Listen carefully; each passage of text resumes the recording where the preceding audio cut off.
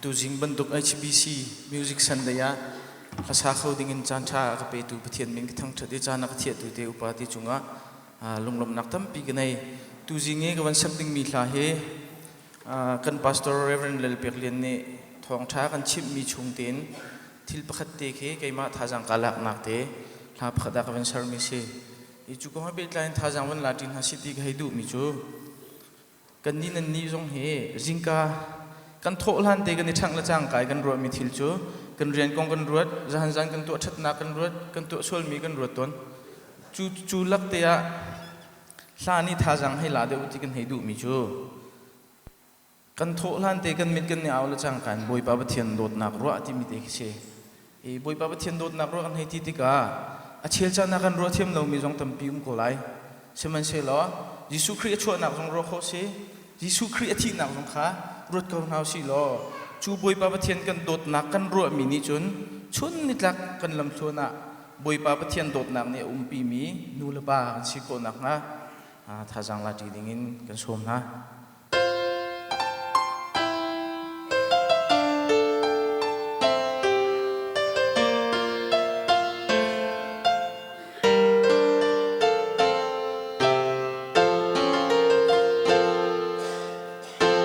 phinh rê cha zon har khuang thong ni nang đột nát ân puan nó đột nát công ca ruang chu đột nát xuống đi chun ni la tha giang agape Hallelujah, Amen.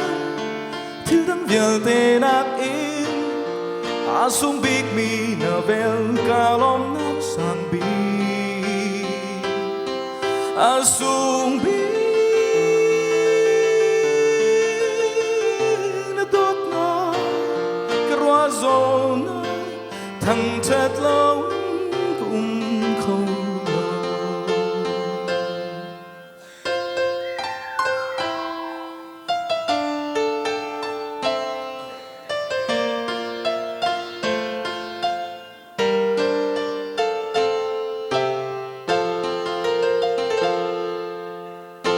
Lung dong jana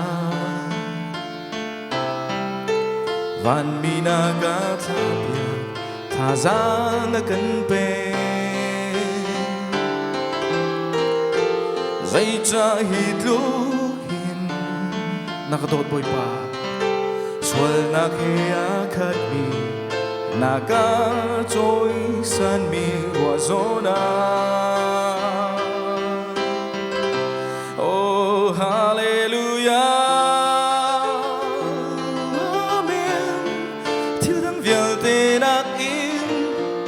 Asung big mi na vel kalom nak sang bi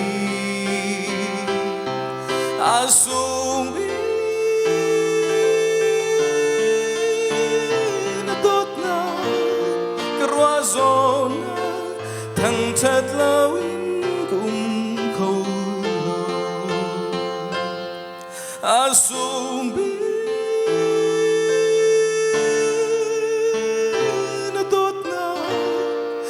Zona thang chat lawin kum khâu la Hallelujah Amen Til dam vel te dak in asung big mi na vel kalom nak sang bi asung bi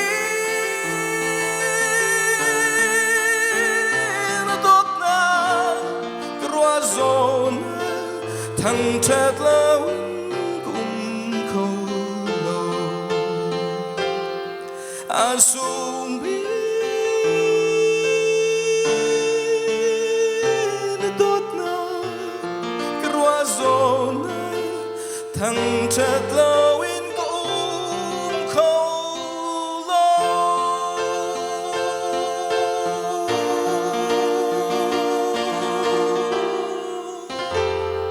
boy pa ni so nang pek pek ko se